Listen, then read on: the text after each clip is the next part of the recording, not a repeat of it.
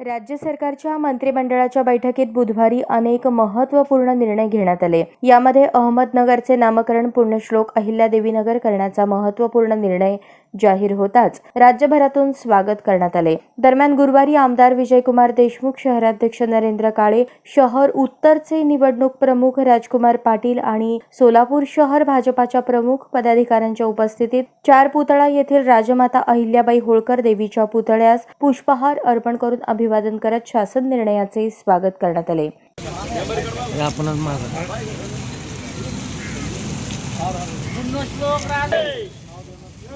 अनेक दिवसांपासून देत असलेल्या नामविस्ताराचा प्रश्न शिंदे-फडणवीस सरकारने मार्गी लावल्याची प्रतिक्रिया आमदार विजयकुमार देशमुख यांनी व्यक्त केली.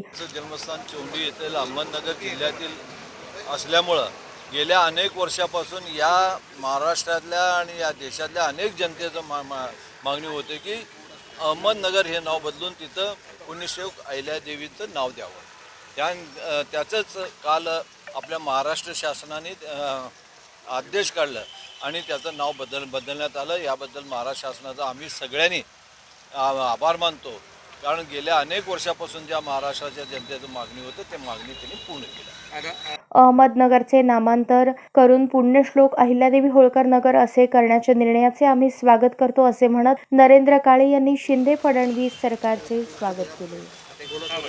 कालच्या मंत्रिमंडळात जो निर्णय झाला, पुण्यश्लोक देवींचं नाव अहमदनगरला देण्यात आलं, त्यासाठी सर्वप्रथम माननीय मुख्यमंत्री एकनाथजी शिंदे, उपमुख्यमंत्री देवेंद्रजी फडणवीस आणि उपमुख्यमंत्री अजितदादा पवार यांचे आभार व्यक्त करतो. कारण अनेक वर्षापासून ही मागणी होती आणि अहमदनगर नाव हे एक गुलामगिरीचं निशाण होतं. ते कुठंतरी मिटवून आज अहिल्यादेवींचं नाव दिल्यामुळं एक चैतन्य निर्माण झालं आहे.